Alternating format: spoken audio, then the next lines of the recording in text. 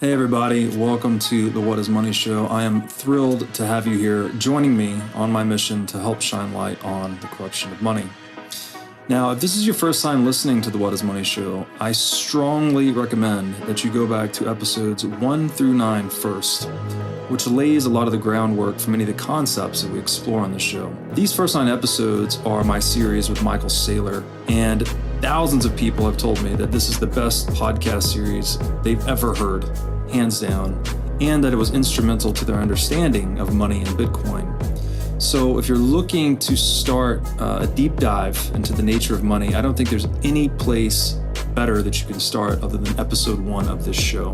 Now, a little bit about this show and how it makes money. The What is Money Show is 100% sponsor based. So all of our revenues are derived from direct sponsorships. And I strive to be very selective about the sponsors that I work with, specifically only using sponsors that I use personally, and also choosing sponsors that have values which are well aligned to the values expressed on this show, such as freedom, education, self-sovereignty, etc. So what I'm going to do now is a few ad reads right at the top of the show, and then I'll do a few more ad reads in the middle. And I hope you'll take the time to listen to them, as again, these are hand-selected sponsors, and I think you'll like what they have to offer. Today's podcast is brought to you by In Wolf's Clothing. Wolf is the first startup accelerator dedicated exclusively to the Bitcoin Lightning Network. 4 times per year, Wolf brings teams from around the world to New York City to work with like-minded entrepreneurs, pushing the boundaries of what's possible with Bitcoin and Lightning. The program is designed to help early-stage companies achieve product-market fit, develop their brand, secure early-stage funding, and grow businesses that help fuel the global adoption of Bitcoin. So go to wolfnyc.com to learn more about the program or apply. Again, that's wolfnyc, wolfnyc.com. Scott Snibbe, welcome to the What is Money Show. Thank you. I'm excited to be here. It's wonderful to have you. You are the second guest I have interviewed in a series of interviews where I am speaking to the religious figures that are appearing in the documentary God Bless Bitcoin. This is a documentary that Brian Estes put together. The last conversation I had was fantastic, focused on Hinduism previously, and today we're going to be focusing on Buddhism. So thank you for joining me.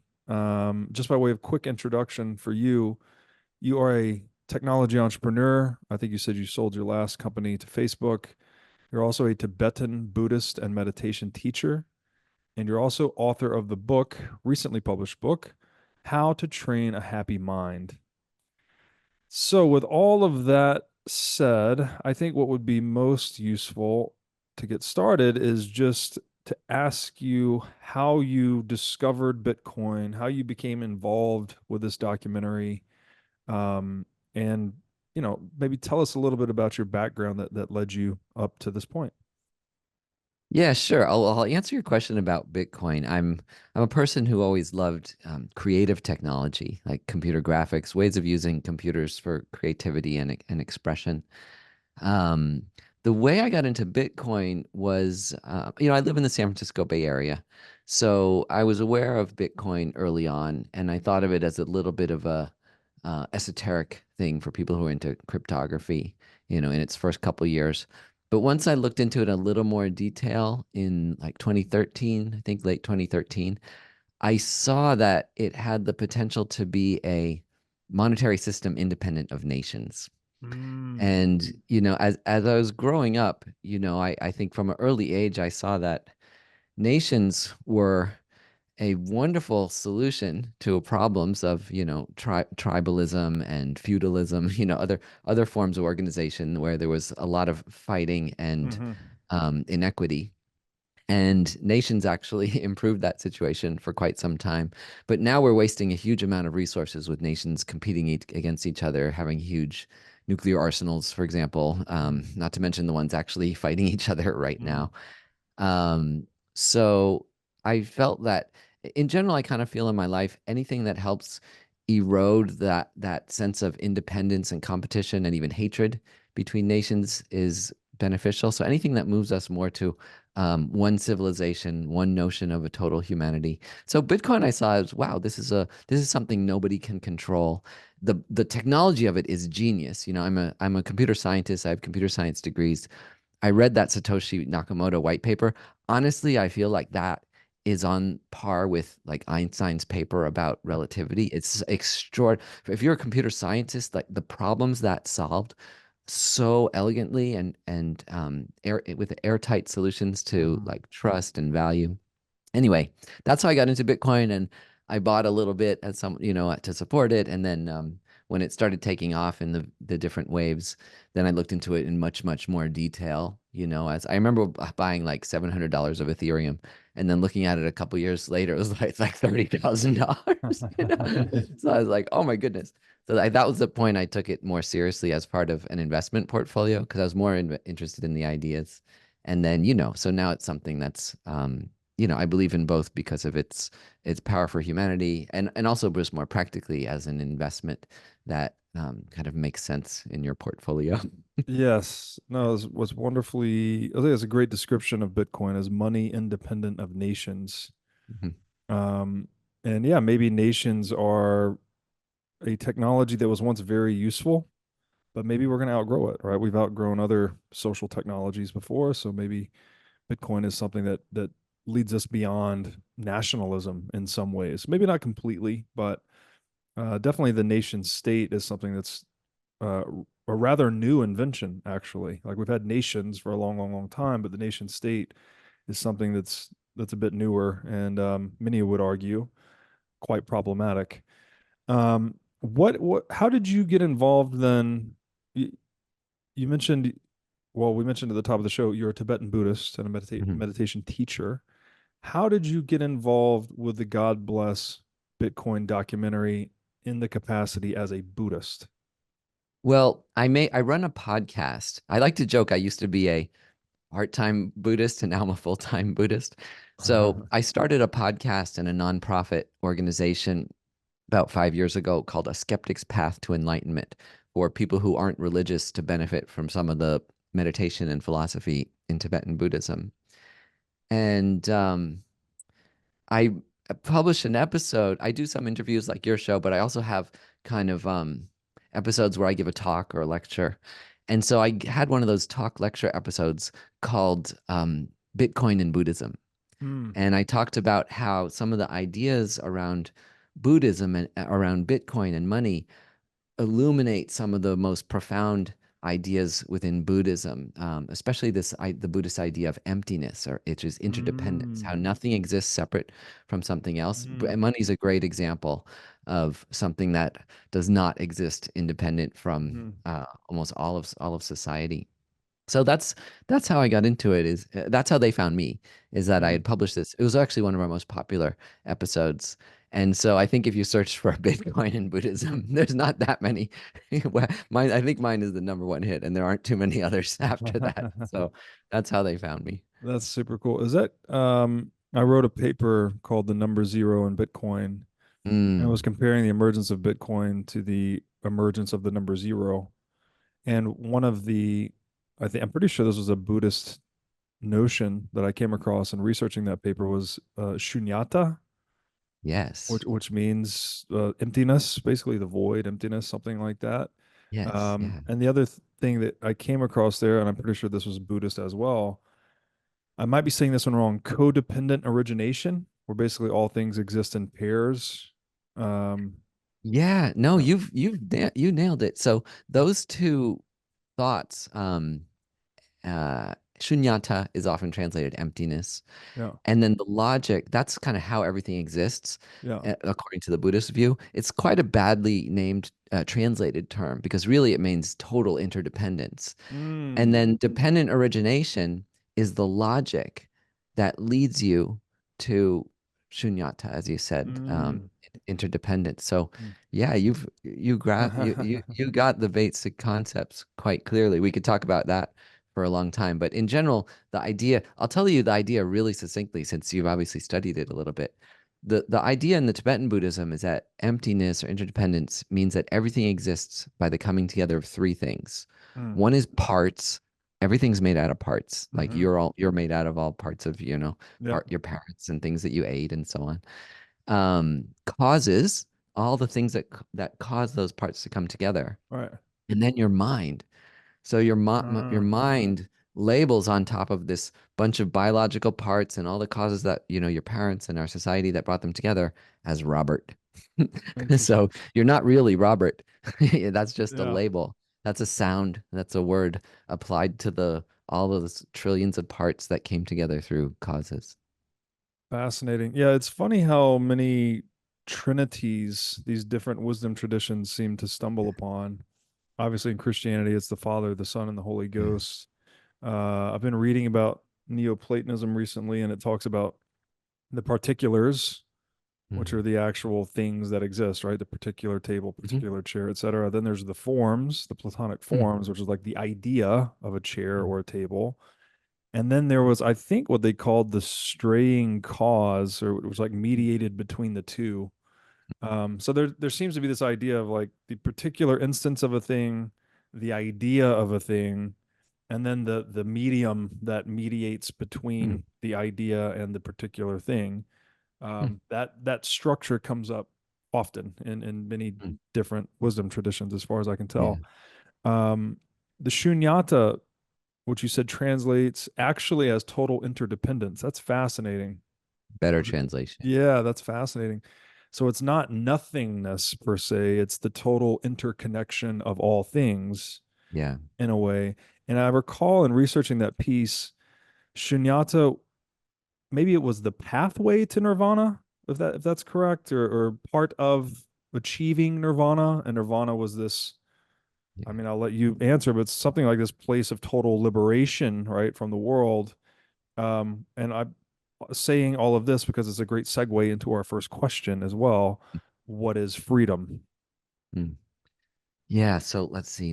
Boy, that is a really big question about what is nirvana, what is enlightenment. But I'll tell you the from my tradition's perspective, which is that it's actually not getting free of the world. It's actually just getting free of your delusions. So Mm, being totally free of the things that are annoying, like the things that really, really bother us are actually our own delusions, like mm, anger, craving, and selfishness, mm, self-centeredness. In mm, Buddhism, those are actually the things that are seen as like the main causes of our suffering. And when you're free of those, then yeah, you can, there's some details involved here, but when you're free of mm, those, you could eventually attain nirvana or enlightenment, which is a state where you're not bothered. You're not mm. bothered. You don't feel separate, and you can live your life entirely to benefit others. So it's very connected. It's not at all kind of separate and far away and leaving the world, but more being totally embedded in the world and being of the most possible benefit. Wow. Um, but I can answer your question. You want to ask what is freedom? The Yeah, that was first the one. next question. Yeah. And then I'm assuming it has something to do perhaps with freedom from anger, craving, and Yeah. self-centeredness. Yeah. Yeah, actually, it's directly related. So, well, so like when you say that question, there's like the Western idea of freedom, which is fantastic in many ways, like these basic human rights that are considered universal in the last 400 years or so. They weren't in general before that, Mm-hmm. like the right of liberty, which Mm-hmm. means not being enslaved or Mm-hmm. coerced, democracy, like choosing your own government, equal protection under the law. Um, so that's the basics, Personally, I believe that those rights should be extended a little bit to share like what you call the bounty of the earth with everyone. I Mm-hmm. forget who said that. Maybe it was like Emerson or something, that we should all have a right to a place to live, food, healthcare. And but then the Buddhist aspect of freedom is quite interesting because this is something a lot of like, especially in America, people don't get is that freedom isn't primarily the freedom to do whatever you want. It's actually, in a Buddhist perspective, it's the freedom to restrain yourself, is the freedom not to do Mm-hmm. some things. So to restrain yourself from unhealthy urges that cause you harm or other people harm. So that's why in Buddhism, we also strive for the freedom. This is actually the main freedom you strive for is freedom from anger, craving, selfishness. Mm. Fascinating. So it's then self-destruction or self-destructive behavior maybe Yes. is perhaps the number one pattern humans fall prey to. And so Buddhism Absolutely. seeks to overcome, it's not so much about seeking freedom from without, freedom from, it's seeking freedom from our own fallen nature to some extent. Yeah, that's one that's like yeah, that's sort of like the Christian parallel Yeah. to it. But yeah, the idea and they're self-destructive behaviors, but unfortunately they end up harming a lot of other people too. You know, they harm Mm-hmm. yourself and they harm others. So yeah, that's I really like to mention that because it's freedom from the things that drive us crazy. Self-criticism, Mm-hmm. is another one that's many people's minds all day long. It's kind of self-criticism, among many other things. So How can't, because it seems to me like, well, maybe not anger, but craving and self-centeredness seem to be an intrinsic part of being a living organism, right? You've got to eat, you've got to make yeah, sure you don't jump into an alligator's mouth kind of thing. Um, how is there a way, or I guess what are the techniques or practices to free oneself from craving and self-centered and anger as yeah, well? But anger seems less like of a survival necessity, whereas the other two seem like yeah. they might be. Well, Buddhism has specific definitions for these things. So Mm, there are healthy types of needs, So craving has a specific definition, which is exaggerating. It's mm, exaggerating that something has a capacity to kind of make you happy forever, and also that you won't be happy unless you get it.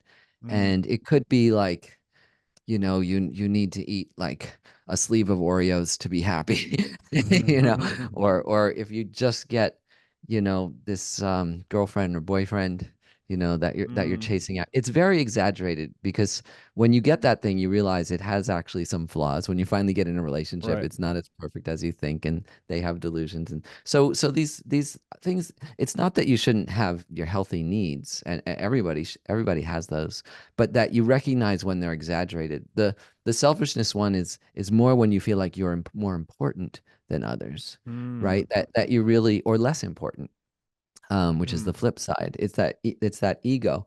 You want to feel mm, equal. Well, the most logical and the healthy way from a Buddhist perspective is to feel equal, that you're equally deserving of, love, a home, wealth, healthcare mm, as everybody else. And not that you're a little bit more. Sometimes you see that people think, because they're very successful, they kind of think they're better than other people, and that mm, they somehow, were superior, or people down on themselves and just think, oh, I'm so much worse. I'm nothing. So it's just about having a healthy sense of, they're exaggerated. Those three aspects, those three delusions are exaggerated ways of thinking. And when you get them to be accurate as to, your place in the world, then your mind is at ease. what was the definition of anger? I don't know if you hit that one or No, not. I didn't talk about that. No. So anger, and that one, some people have a lot objections to, which is reasonable. But anger is exaggerating the negative. So Uh-huh. when you everybody listening probably has, for example, a political figure. It could Uh-huh. be, and it's probably a slightly different one for different Yeah. people that they just hate. And so anger is exaggerated.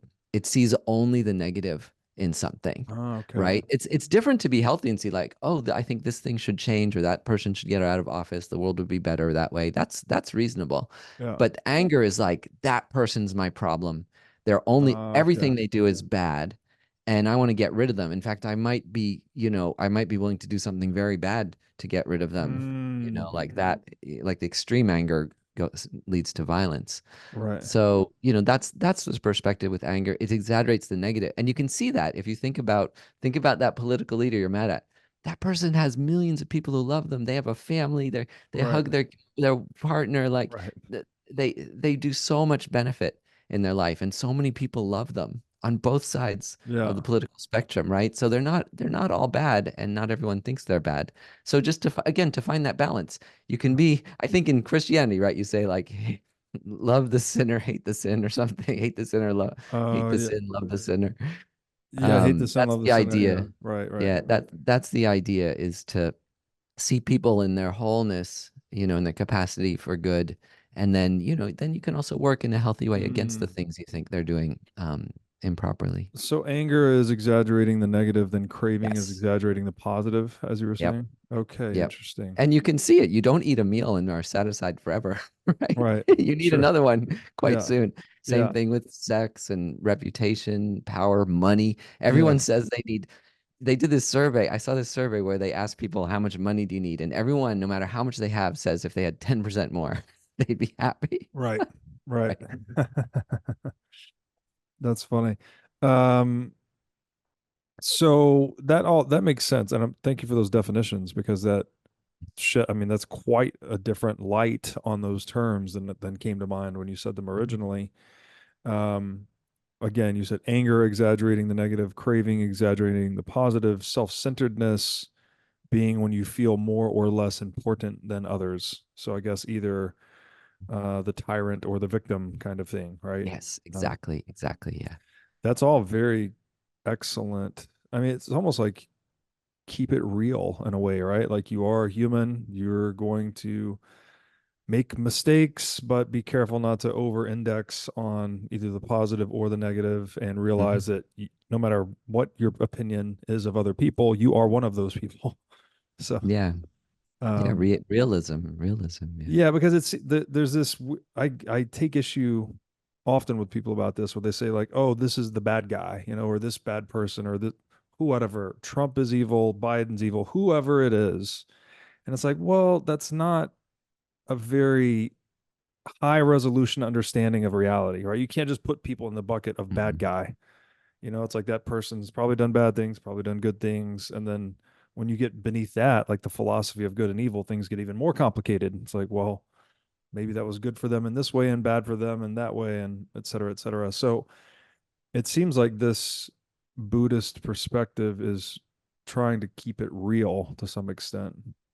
Yeah, and just recognize that a nice way to think about it is needs and strategies, that mm, everyone has the same needs. Everyone has a need for safety, security, wealth, mm, happiness, love, um, food, yeah. shelter, so on. It's the strategies that's the problem. What strategy are you using to get those things? And so you Mm, can find healthy strategies that are like yeah. interconnected and cooperative and healthy and make the world a little better. Then there's very, very harmful strategies like stealing, lying, Yeah. oppression, even murder and killing and wars like we see right now. Yeah. Like both sides of those like two huge conflicts going on right now in the news every day, both sides have the same needs. They Right. have reasonable needs on their side that they're trying to satisfy, but the strategies that they're employing to satisfy those needs in many cases are the absolute worst. Yeah. Particularly killing somebody in Yeah. order to try to make a better, safer world. Like that's generally not an effective strategy. Yeah, it's anti-human, right? You Yeah, can't yeah, bomb your way to freedom, you can't tax your way to prosperity, no. etc. This is the libertarian angle too, right? Mhm, It's life, mhm, liberty, property, leave people alone kind of thing. mhm, Um, what so I guess in that lens where we're looking at ourselves as we actually are and we're looking at other humans as human, right? And like all of mhm. their fallibleness, if that's a word. Um, this brings to the surface for me the notion of love in a way that we actually start to, well, when you see someone or something for what it is, you kind of appreciate it and love it in both its good aspects and its bad aspects. So may I ask you the question, sir, what is love? Yeah, and I love this question because when I first heard the Buddhist definition of love, it was very illuminating because it is so much simpler. It's very difficult to define love, um, as we understand it. And I won't even go into those details unless you want me to, but I'll just share Buddhism's definition.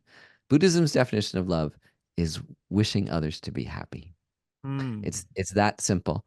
And you can see how this definition makes it easier to love everyone because it doesn't mean that you have to admire someone's qualities. You Hmm. just respect their equal needs, like I was talking about, a need for happiness, for security, for wealth, for companionship, and so on. Loving someone in Buddhism just means wanting them to be happy and acknowledging that they have the same needs as everyone else. Hmm. What if that person or persons is employing one of the malevolent strategies you just mentioned, right? They're coercing or they're hurting others. Is it still just a matter of wishing them to be happy that um this is the Christian idea of love thy Yeah. enemy, right? Yeah. Is that a Yeah, proper Jesus approach? Jesus said the same thing, turn Yeah. the other cheek is very Yeah. is exactly the same idea.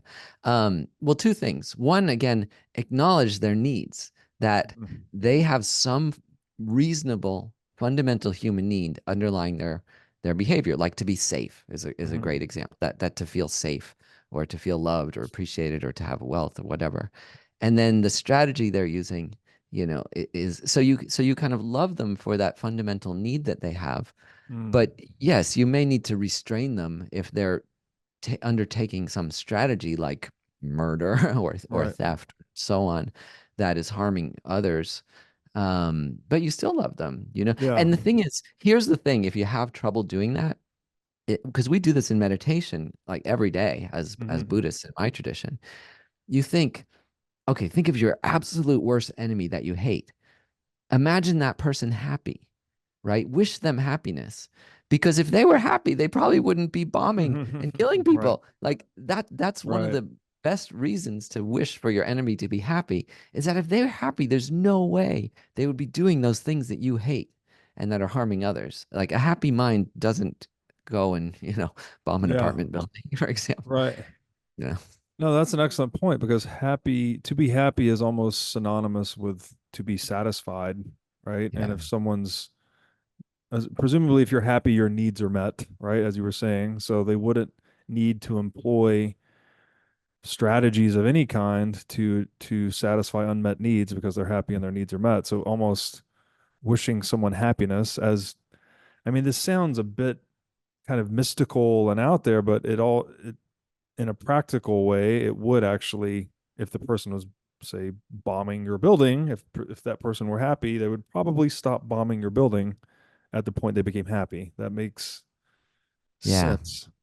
Yeah, and I'm not saying it's easy. I'm not saying, Yeah. everyone has to do this, but there's a logic to it. And the people Yes. that do think this way are quite satisfied and effective in their lives because they don't get overwhelmed with just Mm, wishing things to be other than they are. Like you'd be like, mm, why me? Why this? Well, you can actually figure out why, because people's minds are deluded, and you mm, want you want to turn your life towards helping people be less deluded, and mm. however incrementally that will make the world a better place. So if someone is chronically unhappy, how is a loving person to deal with them? Well, I don't know what you mean by deal with it. It depends on your relationship. Like of course, it's very hard enough to change yourself, much less another person. Hmm. But in general, these things like you were saying, acknowledging needs, like there's the things like reflecting, when someone is expressing something, to try to reflect it back to them in a healthy way, like, oh, it sounds like what you're saying, what you're feeling is this. Mm, Sometimes they say the greatest gift you can give someone is your attention, you mm. know. Right, right, So right. certainly like the last thing you want to do is like try to tell them how to solve their problem. Like that doesn't tend to work, if you've ever Yes. been in a relationship, you probably Yes. know that, especially for guys or people who identify with a kind of guy-like nature. Yes. So, yeah, I mean, listening is actually listening, acknowledging people's needs, um, in a, it, that's one of the best ways that I Yeah. know of. Yeah, no, that's great. Great point. I heard it put once that men most often operate in solution space, and women often don't want you to solve the problem that they're telling you about, right? They just want to be heard. Um, and so, Yeah, yeah, that took many iterations for me to learn that yeah, lesson yeah. because I'm kind of And like the also oh no, go on. I always just want to solve the problem. Like you bring me a problem, I want to solve the Yeah. problem, but that's not always how that works. To your point, of Yeah. And I bet, we each have our masculine and feminine sides, and the healthier we course. are, the more like those are in balance. So I don't doubt that you have your moments too, like Robert, that you Oh, of want to course. just be heard Oh and yes. Oh listen to, that you yes. don't want someone solving you. You just want someone to hear say like, "Oh, Yeah. Robert, that sounds like a hard trip, a hard thing. That wasn't them to say to you and so on. Right. 100%. Yeah, I've venting, right? Just venting. And Yeah. it's when you're Yeah. venting, you're not there to ask for someone's help Yeah. necessarily. Really just it's a shoulder to cry on, so to speak. Yeah. And I even have it's so I catch myself venting. And I'm like, oh, I'm just venting again. I'm saying the same thing that I've already said. And I've even said it to this person already. It's like I'm really just repeating myself. So Mhm. you're almost like, what is the utility of this? But there is a relief that comes with that. I don't know what Yeah. it is necessarily. I guess just verbalizing whatever is giving you anguish inside gives you some Yeah. release valve for it. And especially if you can do it in a healthy way, Yeah. like instead of say like labeling things tends to even hurt yourself, like they're a jerk, like that tends to actually Mm. make your mind. But just focus on feelings, like when that happened, I felt really frustrated. That's Yeah. the super healthy way that kind of leads to release and mental evolution without the kind of rumination, like that jerk, that jerk, that jerk. Like Mm. those Mm. thoughts tend to make things worse. But the thoughts of acknowledging your feelings is really, and it's hard. It's just not a big part of our culture, sadly. Like most of us have to just learn this from scratch because our parents didn't do it and we didn't see it on TV and in our workplaces. So it takes all this practice, like me and my wife, as we've learned together, as partners to just express our feelings like, oh, I'm feeling really frustrated today. Like Mm. when you say that, the other person can't help but feel compassionate. That's yeah, brilliant. To separate, create that little bit of distance between yourself and your feelings, right? Versus identifying Yeah. like if like I am angry, it's like I am feeling angry. I'm feeling Yeah. anger in this moment.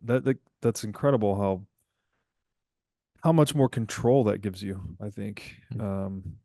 And just more humanity it gives you because if you are Mhm. anger, you're possessed by anger, well that's when you're going to do Yeah. things that are you're going to regret later, almost certainly. Yeah. Absolutely. Um okay, what is sounds like we're talking about the truth of being human here in a way. What is truth? How does Buddhism look at the concept of truth? Yeah. Um, so this is the view Buddhism is in many ways a science of the mind. Like it's seen itself as a science Mm, for a long, long ago, and it's a slightly different kind of science because we have a modern view of science, which is the controlled experiment, where you vary one thing in an experiment and then you measure with external instruments, usually like what the result was. So that's like modern science. mm-hmm, But there's a broader form of science, that Buddhism and actually all civilizations of humanity have, which is the idea of independent verification, mm, um, that I can come up with some kind of a system, or groups of people can come up with some kind of a system, and then others can, if they independently follow that same mm-hmm, process, they'll get the same result. mm-hmm. And so replicability, we'll call this Right, replicability. And right. I really like that because I think it's kind of what you almost uniquely makes people human. It Mm-hmm, makes us human. And so that can be like an outer process, like cultivating vegetables, mm-hmm, as we with agriculture, or an inner process, mm-hmm, like certain meditations, like we're talking about, like beneficial thoughts that lead you to a happier life. That those are also a form of truth, of science, inner science. And so those are some of the ways that I think science can grow a little bit. The institutionalized science today is to just acknowledge that subjective reality, our inner reality, and that there are also processes we can go through mm, with our inner life that are replicable. And mm, but you have to test it for yourself. Each person has to test it for mm. themselves in their own life. If you are a business owner or manager, you should know these three numbers: 36,000, 25, and 1. 36,000 is the number of businesses that have upgraded to NetSuite by Oracle. NetSuite is the number one cloud financial system, which allows you to streamline accounting, financial management, human resources, and more. NetSuite turns 25 years old this year. That's 25 years of helping businesses do more with less, close their books in days rather than weeks, and to drive down cost.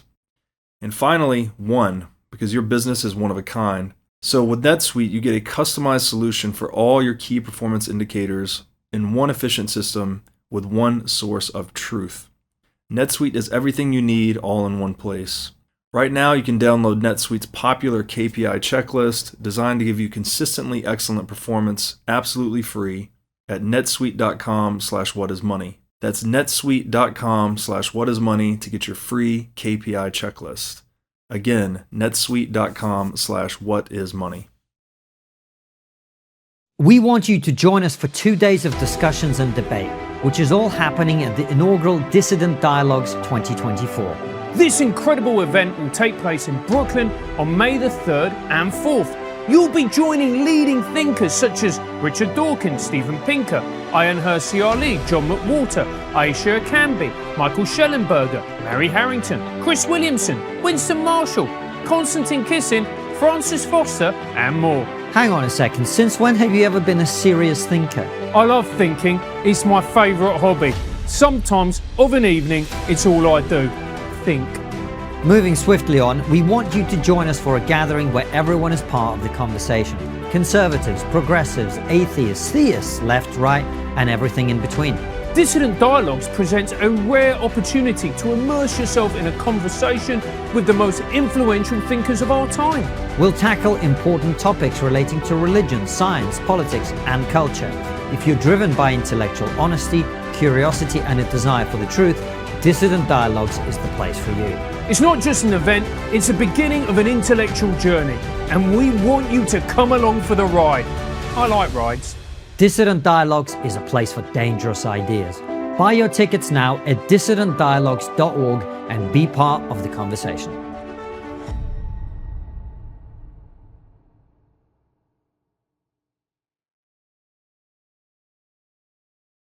That's interesting. So I didn't know that Buddhism is more like a science.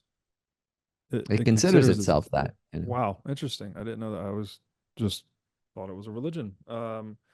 And so in science, we have this idea of experimental replicability, right? That you can repeat the same experiment and get the same result at different places, different times.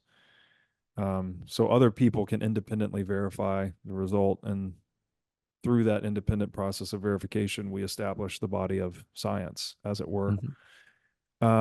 There's an interesting connection here, I think, to Bitcoin that this is just mind blowing. I still can't get my mind around it. But Bitcoin is essentially that. It's perfectly replicated everywhere, right? Every node has its entire transaction history.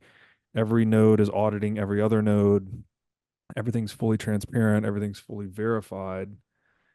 So you can almost say it's like the perfection of replication, right? It's replicated everywhere in its totality.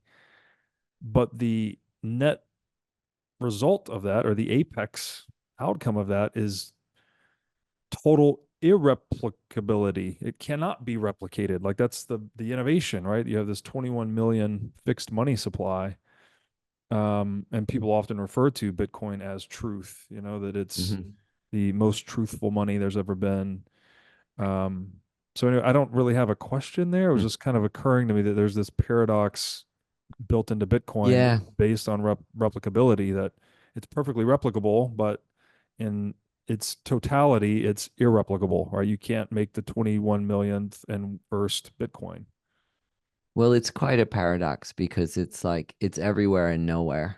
There's no center to it, but there's a copy of it everywhere. It's more like nature. Natural systems are like that. Like the things that humans make and the things that nature make are very, very different. The things that humans make tend to exist at one scale, like the cabinet behind you or something like that. But the things that nature make, they're self-similar. Like you keep going down lower, and they're fractal. So Bitcoin is a little more like a natural system, like all these self-organizing systems, because there's no center, you can't find it, and it's replicated at every single node. Anyway, there's a lot to say about that. No, but that's you're right. fascinating. So if that's correct, which I agree with you, by the way, if people that may not be familiar with the term fractal, I usually describe it as the geometry of nature, right? Things are jagged and self-similar, not necessarily jagged. They're self-similar, but not the same at different levels of analysis, right? So a pebble is the same as a stone, is the same as a mountain, just different scales, basically. But their topology and their structure is similar at every level. Yeah. Same is true with, broccoli or a snowflake or a coastline. There's all these different fractal structures in nature. There's very few perfect Euclidean geometric structures, right? We don't see too many rectangles or Not in triangles nature. in No, they nature. don't. Yeah. But So, it's funny because a really good example of fractal, and I was explaining this to my daughter yesterday because I hmm was looking at a Bitcoin chart hmm and then I zoomed out and she's like, it looks the same. I said, the yeah. price is And so I used fractal. this Yeah. as an example to teach her about fractals because I said, Yeah. this is about any kind of a natural system exhibits this quality. So I said, look at this chart really close. Now let's zoom out 10 times. It looks the same. It has the Yes. same kind of ragged up and down. Zoom out 10 times. It looks the same, ragged up and Yes. down. So it's that self-similarity that, and that's in finances just like that. The Yes. stocks and, cryptocurrency, Bitcoin, they exhibit that they're natural. They have that quality of a natural system, fractal. Yes. So this is I don't even know how to form this question exactly, but if Bitcoin is as successful and profound as we think it is, right? That well, how do you put this in a sentence? I don't know, the most effective or successful form of monetary technology there has ever been. And it exhibits this kind of everywhere and nowhere Mhm. dynamic you're describing. Is that telling us something? Is it like the way Bitcoin is built? Is that telling us something about the nature of reality? That it is adhering to some deeper principle, which is why it's so successful? Like, is there something in Yeah, almost like yeah. looking at how Bitcoin is built, we could learn something about the way reality works? There absolutely is, and it relates to this principle of emptiness, or interdependence Mm, you were talking about. So, is a good so because people criticize Bitcoin because it's baseless, right? It doesn't have something like gold or the Federal Reserve or the quarterly profits of a company that it sits on. So I like to use this example. Say you started a cryptocurrency that was based on like 100 great works of art that you mm-hmm, purchased, and that was mm-hmm, worth $1 billion. mm-hmm, And then you made that currency public and people bid it up 10 times the value, which is quite common. They're like, oh, this is going to be successful. Maybe they'll buy more. But then people would say, some others would criticize and say it's overvalued and short it and so on. So there's a range within that, let's call it an art coin or whatever, which probably mm-hmm, exists, that there's a range of the values that people can argue about, but generally it wouldn't go like extremely high, or it wouldn't go below in general the value of the artwork underneath it. Now, people would tend to criticize Bitcoin because it doesn't have some kind of asset underneath it, but that makes Bitcoin ridiculously flexible because it makes it really for the first time a monetary system that can expand to encapsulate like the dreams and aspirations of humanity. This guy, what's his name? Jesse something, who is the head of Kraken. His I forget his last name. yeah, Jesse. yeah, Anyway, Jesse. yeah, Jesse. Um, Yeah. he said something that sounded a bit ridiculous in an interview I saw once. He said, Bitcoin is a currency that can expand to buy planets and solar systems, which Mm, sounds totally far out, but it's actually really true. Like you couldn't do that with the dollar or the renminbi mm-hmm, or the euro because they are currencies based in an economy, in the military, mm-hmm, and so on, the tax base. mm-hmm. So, I mean, you can't have too many that are baseless. In fact, maybe you only can have one. Like Bitcoin was kind of the first, best, and maybe only. But by being baseless, it means that it expands to whatever value we need it to have, Mm, right? So, and because it's scarce, that means the price has to go up because you yeah. can't expand it by creating more Bitcoin the way we do with like fiat currencies. So it just means that the individual units need to keep expanding in value. So it's extremely logical why it is so powerful. I wouldn't say it's the most successful yet. Like it would actually have to encompass all, Right. it would have to be more value than all of Yeah. the currencies on Earth. But it's quite arguably the most kind of perfect, like the perfected idea of money, a very old concept, at least I don't know what it is, like 10,000 years old or something more, but a kind of perfected idea of money, because it's made algorithmic, trustless, and infinitely expandable without having to without some authority having to decide we Yes. need more. No, it's excellent. It's wonderfully said, and I'm reminded of people like Michael Saylor and Jason Lowery, they refer to Bitcoin as digital energy or digital power. Yeah.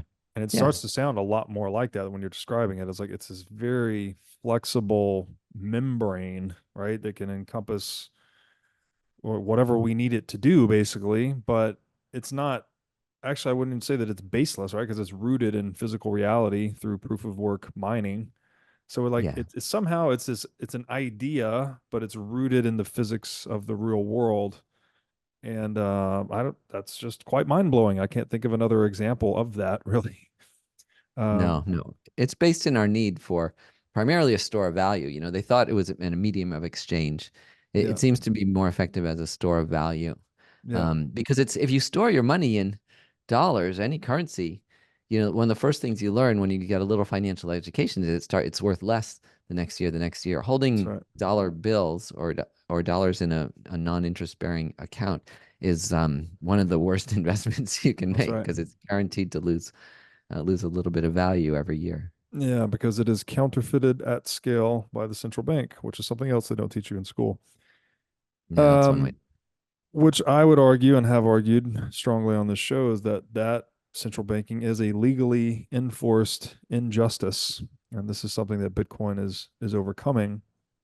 Which leads me to my next question for you, good sir. What is justice? This is a very loaded term today for a good reason, right? It's the idea that we should all be treated equally. Mm, So the problem, as we've all lately become more aware of, especially, white male people like mm, ourselves, is that mm, there are systemic issues that prevent justice from being applied equally, even mm, though it might be stated in a country's constitution. Go look at Russia's constitution. It's great. It's fantastic. It's as good as ours, when you read it. mm, So there's ways that people are treated unequally because of their race or their gender, by the employees, by the police, the legal system, so on. So I mean, I think with justice, it's not just about talking the talk, but like walking the walk, as you mm, say, right? mm, So rooting out the ways that we cheat members of society from their full application of justice. And there's economic ways, which might be the focus of your podcast, and also, even worse ways where people's bodily safety and security is compromised just because of the color of their skin. mm. That's an excellent point.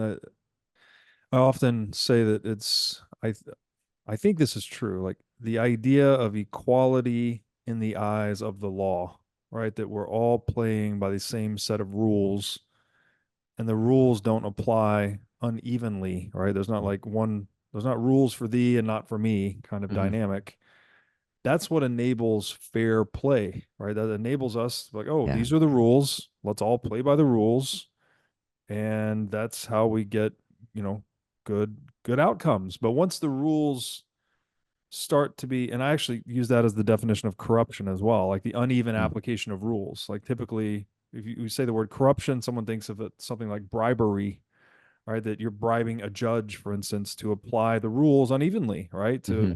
To give you a favorable judgment or your enemy a disfavorable judgment, whatever it may be. It all comes down to this idea of rules and the stability of rules. And I think it's an ideal at the bottom of Western civilization, but it's been an Hmm. unattainable ideal for the reasons you just described, because up in, before Bitcoin, all we had were constitutional documents, which were, we promise to do these things or we Hmm. promise not to do these things. But, they were only as assured as the paper they were written on effectively, and I shouldn't say that. We've done a good job. We've come a long way, but I would, the First Amendment in the United States today, for instance, doesn't seem to apply, right? That's the freedom of speech. That's obviously Hmm. taken quite the hit in the past few years. So it's not enough to write these things down on paper and vow to stay true to them. We need something more effective. We need a stronger Yeah. incentive system. And I think Bitcoin's very interesting in that way, that we are all actually equal in the eyes of Bitcoin in a way that no one can change, right? A government can't come along and tweak the rules. And that seems just very important, the idea of having a level Yeah. playing field. Yeah, well, especially with respect to money and stocks, particularly because what you end up having is small groups of individuals or even one person who can just make decisions that don't benefit everyone. You talk about central banks, that definitely happens where they, dilute the buying power of everyone's money by, Hmm. creating a lot more of it. Well, but it happens with stocks too. Like when Tesla's doing really well, for example, they quietly go and they release a bunch more stock, so the company gets more money, but then everyone's shares like quietly get diluted. So Hmm. that is what's unique about Bitcoin is that there's no individual authority that can get greedy and Hmm. tweak the system a little bit to, an individual or a group's advantage. So there's something very nice about, especially for computer scientists, the idea of trying to put justice into algorithms. But Yeah. sadly, we see the opposite. We see a lot of algorithms like for approving mortgages or checking people's criminal records that, those are also replicating the systemic bias we see in society where, Mm. people in a zip code that has more black people would be Mm. denied a mortgage. A person with the same background, money, even the same employer, but the fact that they're in a zip code that has more black people will get rejected for the Mm. same mortgage. So there's a lot of different fronts that we need to improve justice. Yeah, no, that's a great point. That's, yeah, core to Bitcoin's value proposition is that it doesn't have any of those opportunities for asymmetric exploitation, right? It just is what it is. It doesn't care if you're black or white or anything. It just, new block every 10 minutes, 21 million hard cap, and that's it. Mhm. Um, so clearly that idea of justice is very valuable, something we should hopefully strive towards as a species. Bitcoin is an excellent instantiation of justice, as we've just described. But what does it mean when we say that it's very valuable? Mhm. Segue to the next question. Yeah. What So is value? value. So I mean, I'll just take this in a certain kind of a sweet direction, which is that value is the importance or the worth society imparts to something. Mm. So my daughter has this really sweet book. I forget what it's. Oh, It's about this woman. Forget the name of it. She has a sweet book about this woman who planted flowers all over her town. That ended by saying we should each leave the world slightly more beautiful than we Mm. came to it. Which is I like this kind of way of thinking of value. So it might be better actually to say values than value Mm. because the things that we impart monetary value to end up reflecting what our society considers valuable. And unfortunately, as we've been saying, there's often a mismatch between the values we admire in theory and not so much in practice. So, Mm. such as I think most people would say they value kindness over ruthless competition, for Mm. example. Mm-hmm. But that's the way our society is set up. It can definitely reward the opposite, where the Mm. ruthless competition is rewarded at least monetarily Mm. and in terms of power instead of kindness. So that's that should give everyone pause. Why do we all say we would value kindness and yet our system is rewarding ruthlessness? Mm. Yeah, what was coming up for me as you were saying that is the the old adage when push comes to shove, right? It's like, oh, sure, everyone's going to say they value kindness Mm. until push comes to shove. Even that metaphor is kind of violent in a way that they'll tend to do what's in their own self-interest or, do whatever they need to do to eat. It reminds me of that quote too that how does it go? Eat first, then ethics, something like that. Mm. Like kindness and Yeah. ethics are a luxury that we've created for ourselves. And Yeah. um, So these ideas are relatively recent in society. Like Machiavelli, for mhm, example, was one of the first people who had these ideas. There's a great book called Humankind: A Hopeful History by Rutger Bregman, mhm, and he very much disproves most of these adages, like the one you just mentioned. That it turns out when you actually study it and you look at human behavior, people's first instinct isn't ruthless. mhm, They'll even if it's their last little bit of food and there's someone else there, they will tend to actually give it away. mm, That people's first, so it's very, very wrong-headed. It's like a 300 or 400 year old misunderstanding about human nature. And I would encourage anyone who believes that to at least go and, take the 7 hours to read that book and mm, and also look into your own mind. What things really make you happy when if Do you really behave like that even yourself? Is that Mm-hmm. in general, people will bend over backwards not to even say the tiniest rude thing to each other. Right. It's different on the news. On the news, everyone's Sure. always yelling and insulting each other. But in real life, like, you're so hesitant. Like right now, like, we wouldn't say something. We would disagree about ideas or something, which is Mm-hmm. fun. Mm-hmm. In fact, that's what we're here to do, I think. Mm-hmm. But in some ways, that makes a great conversation. But you and I would never say even the tiniest mean thing to each other.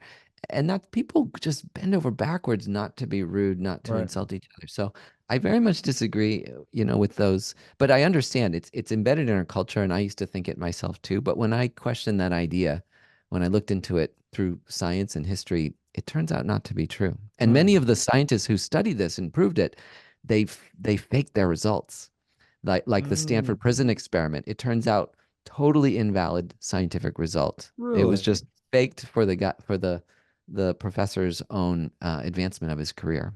Other studies like that too. So check out this book. I think you'll really Wow. enjoy Could it. you recite the title? Humankind, Humankind, A Hopeful History by Rutger Bregman. Humankind, a hopeful history. That's interesting. I've Yeah. never heard of the Stanford prison experiment being faked before. That's interesting. Yeah. Yeah, no, Oh. the guards did not want to do the things he talked about. This wasn't a spontaneous behavior. He actually had to coach them and say, like, no, you have to be really mean, really violent, really cold. Mm-hmm. That's totally invalid. You can't coach Mm. the people on and then he claimed those behaviors emerged spontaneously by dividing people into guards and prisoners. It did not happen Wow. that way. Fascinating. What okay, what is because that behavior does seem to be increasingly prevalent in the world today. Like I agree with you. Like most people aren't that way. Most of my interactions with people are not like that. I think most people in general like to be good to other people in my general Yeah. experience of Yeah. human beings, but it does seem like the world's going the wrong direction at this particular point in history, as in there seems to be more criminality, more violence, more homelessness, et cetera, et cetera. What do you think is driving us that direction? If it's not human nature to go that direction, what is I mean, I guess first of all, do you agree that Yeah. we're going that direction? Second of all, if so, what is driving that change? So the overall trends over hundreds of years are that the world is drastically improving for humanity. One of the Mm-hmm. best statistics is severe poverty. So severe poverty, like in the Dickens kind of era, like Tale of Two Cities, it was 90%. Yeah. 90% of the world had it was like under $1 a day Yeah. of today's money. Like you couldn't even afford to eat. When I was 10 years old, it was 40%, which was such a big number in the 1980s. I was a kid. Mm-hmm. And that's when they had these like We Are the World and USA for Africa, these and those movements actually really did catalyze people to start changing, working towards resolving that inequality. Guess what the number is this year? What percentage of the world is in severe poverty? 5%. It's eight. Yeah, it's eight. It's 8%. 8%. Yeah. Yeah. So it's extraordinarily. And guess what it was last year? It was 9%. Mm. Every day, it's 100,000 people less in severe. Mm. Like yesterday, Mm. from yesterday to today, 100,000 people got out of severe poverty. Yeah. So I could go on. Like there's again, I got a lot of them from this book and other sources because I've been since I was 10 years old. It really upset me, and I tried to track. So on including violence, over like 100-year trend, it's greatly diminished. You're right, though. In the last year or two, it's getting a lot worse. It's something like 5 times as bad in terms of like global violence and wars. Yeah. Um, what causes that? It's the Buddhist view is it's delusions. It's just a wrong Mm. view of what will make you happy. I mean, it's like the Russia. Let's look at the Russian conflict since it's like slightly less inflammatory to talk about. Mm. But you have Russia has a reasonable need for security and safety. Like they don't Mm. want like look what the United States did when we had the Cuban Missile Crisis, right? Mm. We threatened to start a nuclear war, just Right. like Vladimir Putin. Right. Like put those missiles there, we're gonna bomb Russia. Or we're Right. gonna bomb Moscow. So that is not an unreasonable response to like NATO coming to your borders. But on the other hand, it's also not a reasonable response to invade a sovereign nation and start Sure. killing them all. Yeah. So you've got two people with basically the same need for safety, security, and they're, particularly the one who invaded, is pursuing that need in a non-beneficial strategy, a very harmful strategy. And it's not working for Russia, right? There were so many Russian sympathizers in Ukraine. They loved their connection to Russian history. And now they've torn down all the monuments. They've ripped off all the streets with Russian. Like, Ukraine is never going to appreciate its ties to Russian culture again. Certainly not for hundreds of years. So it's not working. It's not working. So, but it's a misguided view that force and violence is a solution to problems. We have it. It's in our movies. Like, the thing is, our movies show a version of cause and effect that doesn't really work. You watch a Marvel movie and people win by force, but the world doesn't work that way. You can defend yourself, like in World War II, defend yourself by force, and it works because it's righteous. It's righteous. But attack someone with force for something you just want, you're not gonna win. You may technically win, but you don't really ever win. Nobody forgets. Everybody in that country hates you, and eventually they'll rise up and gain their independence. Forget multivitamins and other supplements. Animal organs are the most nutrient-dense foods on the planet. You can get 100 times more nutrients from organs than you can from muscle meats. But the problem with eating organs is that they are difficult to find in stores, they are difficult to prepare, and even when they are prepared well, they often don't taste great. Thankfully, Heart and Soil Supplements has made consuming organ meats so much easier by providing powderized organs in capsule form. Organ meats include everything your body needs to thrive: vitamins, minerals, peptides, proteins, and growth factors. This is why organ meats were the most prized foods for our ancestors. Fortunately for us, Heart and Soil makes these treasured foods easily accessible.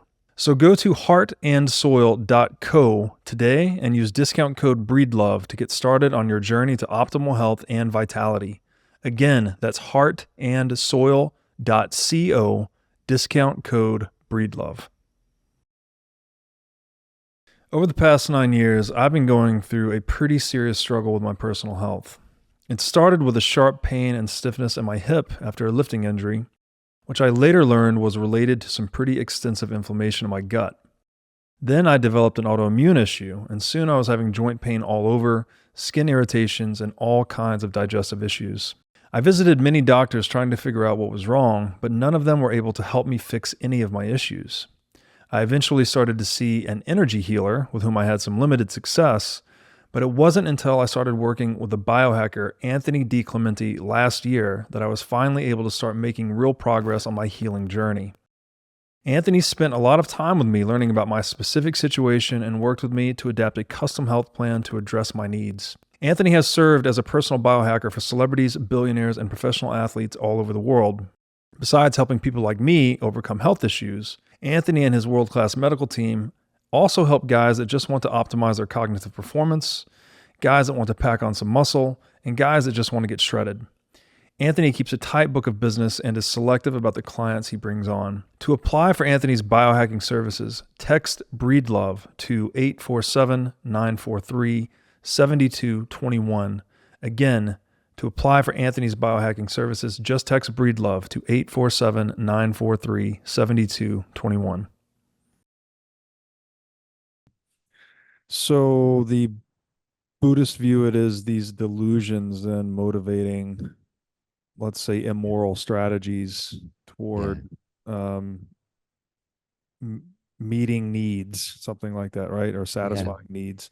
Yeah, it's ethics. Like, to get at it, it's the lack of ethics, right? And I think it's something you and I would probably agree with. Like, but when you hear what Buddhist ethics is, it's unbelievable because it's the first principle is nonviolence, which will really make you pause, right? Because I think a lot of us don't have that value.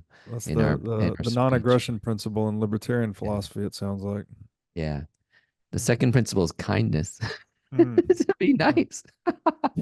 And then the third one is also surprising, is to understand your mind, Mm. Like, and that's the things we're talking. So it's Buddhist ethics are really, but you know, the Buddha wouldn't have called them Buddhism. You know, he didn't name this Mm. religion philosophy after himself. He just Right. said it's a natural law. Like these are the Yeah. causes of happiness, is to Right. align your mind with nonviolence, kindness, and understanding your mind.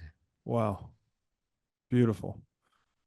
Speaking of delusions, as we argue strongly on this show, fiat currency is a delusional money. I think it would at least be a contributor to a lot of the problems we've been describing. So if I may ask a question to you, sir, which is the namesake of the show, what is money? I mean, I love this question, and we can linger on this one for a long time if you want. But the way I like to think of money is like energy or electricity.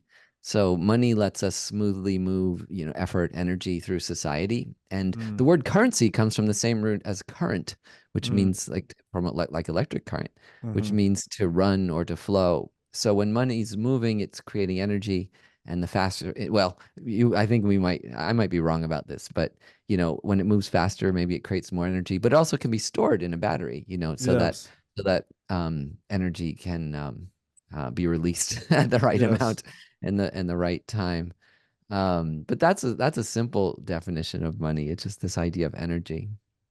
No, that's excellent. And no, money moving is not necessarily a bad thing or good thing. I actually think the more quickly money is changing hands, that tends to indicate people are, well, engaging in more trade, right? More activity.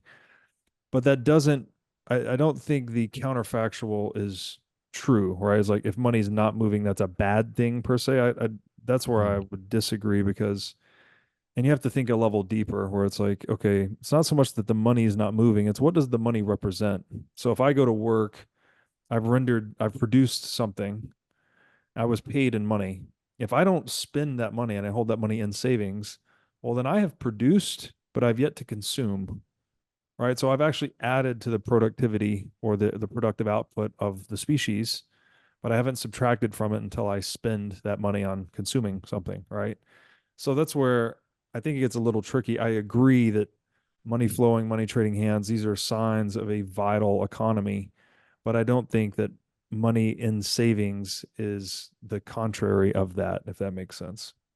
Yeah, I mean, I think you're right, and it gets complicated. Like in a lot of ways, money is like a vote. Also, like Yes. when you Yes. put money into a stock, you're basically putting your money where your mouth is and saying, Yes. you know, this is something I believe in and is important, and I think is going to increase value. Like it's kind of the engine of capitalism. It's this idea of using money as a vote. But it is actually moving when you see, I mean, if the money actually truly stopped and didn't move at all, that would be a problem, right? But it's That's right. moving like honey, kind of, or molasses Yes. or something like that. That's just Yeah. some moves fast and some move slow, and we need the different layers of movement at different speeds for different purposes. Yeah. Yeah. I agree. And I like your definition, first of all, as a vote. That's Mm, great. Someone wrote about this. They called it money is like a market voting mechanism. So every time you buy a mm, car, you're literally signaling to the economy, produce more cars. And if you mm, sell something, well, then you're adding to the supply of something without producing it because, well, mm. if you already had a car and you sold it to someone, well, then they don't need to buy a newly produced car. They bought a used car. So you're telling the economy to produce less cars. It really is the voting mechanism that determines what goods manifest themselves in the world. I agree with all of that. And yeah, obviously money needs to move. That's kind of the purpose of it, is to facilitate exchange. But I don't think it's what I really take issue with is when people start using that term hoarding money, because there is no actual difference between savings and hoarding, right? It's Mhm. just a value judgment. It's like for me to say you're hoarding all that money, spread it around. It's like that's equivalent to saying to someone, "Oh, you've done a lot of production, but you haven't consumed enough." Mhm. Or give me some of that production. If you think of money as like productivity points, you've earned a lot of productivity points by producing and not consuming. Give me some of that. Like the argument Yeah. doesn't actually make any ethical sense. Yeah, So, well, humans are the only creature that will take more than they need. It's a really yeah. strange aspect of humans. It's because we have this imagination, so we can imagine Mm, ourselves like, oh, anything could happen, which it can. Anything can happen. yeah. So sometimes, especially the wealthier people get, often the more insecure they get, and they start building their bunker in Montana, New Zealand, whatever. But there's no way to escape risk and escape death. They're just That's right. they're universal. No matter how much money you have, you're subject to those things. So yeah, I mean, I think it's more mental. Yeah. Rather, you can be. It's not an amount of money that is hoarding or saving, but it's Yeah. like a mental attitude as to why you are keeping your money. Uh, I mean, also there's very good things you can do with. You can, like this Nicholas Kristof is always he really works hard against human trafficking, and for like $100 you can like free someone who's like a sexual slave, like just awful. So wow. it's hard not to hear that, and you're like, okay, I can put five. I did this like a couple days ago. Like, okay, I'll put $500 to this. Like, Yeah. if five young women can be freed from enslavement, Mm, that's a big deal. So I think hoarding can be also just like a lack of generosity and mm, perspective. Like, what else can I be doing with my money than sitting around holding it? gotcha. Makes sense. Um, I like how you brought in the idea of imagination, because that does seem to be very something that makes us human, right? That we think about the future, we think about our future selves and others, future self and others, and we make decisions based on that, right? It's almost, and I think we compare, right? We compare where we're at today and where we want to be in Mhm. our imagination, and we devise strategies to close that gap, right? How do I go from where I am to where I imagine myself wanting to be, or where I Mhm. imagine myself being, let's say? And that comparison seems to be, it's like a ratio of sorts. This is the way I think about rationality. So my next question to you Hmm. is, what is rationality? Yeah. Okay. So, I mean, typically, you'd say rationality is the application of reason and logic to discovery and decision making. It's a Mm, kind of Western. Well, it's also, yeah, I mean, generally Western culture. Although you have the Muslim culture had the same thing, Buddhist culture. So it it's like with the Western Enlightenment, we had this idea that our society should be based on rationality, and if it was, it would move to a more and more perfect state. And mm, that hasn't proven itself to be the case. And I think that's because rationality can lack a moral component, which we keep mm, coming back to in this mm, conversation. I really appreciate it. Like again, I'm a Buddhist, so I really believe that an ethical dimension is the most important grounding mm, for human decision making civilizations, because there's no arbitrary, like rational decision. A mm, decision has to be informed by some kind of values and ethics. And the problem with a lot of when you come down, like you were saying, why is this happening? Why are mhm, wars happening? Why is there injustice, inequity? I do think it comes down to a lack of ethics. Like, ask people what their ethical principles are. I would think a lot of people have absolutely no idea. They mhm, couldn't state their first, second, third ethical principles of their life. I mm. mean, they probably would list certain Christian ones like, oh, well, don't kill, don't steal. Yeah, But yeah. those are very coarse. Like those are very, very coarse. So I think for a much deeper, subtler ethics that infuses every single word that you say, every action that you do, that's what we need. Not just these gross ones like, okay, I'm not going to punch anybody, Mm, I'm not going to steal anything. We need a much, much finer sense of ethics that infuses mm. all of our decisions every single day. And like I was saying, there are other ones. I love the Buddhist ones, as I mentioned, nonviolence, kindness, Yeah. understanding your mind. But something that infuses, I think you could have similar Christian, Muslim, other faiths. But in general, I think in society there's just a lack of, like, I mean, ask Putin what's his ethics, right? But Right. he would laugh. He would just laugh, right? It's power. It's like pure power. Yeah. Yeah. That's interesting. Okay. So then, yeah, rationality divorced from ethics is problematic, right? Because, Yeah, well, Putin's rational, right? But he's very. Yeah. aimed at the wrong thing, right? I guess Yeah. rationality can't tell you where to aim. What did David Hume say? You can't get an ought from an is. So it's Hmm. not enough to describe reality. Mhm. A description of reality is not going to give you a prescription of what to do about it necessarily. So we Yeah. need ethics, right? We need Yeah. a value system pointing us the right direction. Presumably, that's the domain of religion, Mhm, mhm. which would be my next question to you, good sir. What Yeah. is So, religion? okay. What is religion? So I really like this question because I think there's a huge, huge misunderstanding, like a real disconnect between what, if you look it up, versus what people would say religion is. So if you look it up and historically, religion's a system for understanding the nature and purpose of the universe and our place in it, Mm, and some moral code for mm, governing the conduct of human behavior, something like mm, that, I think, if you look it up.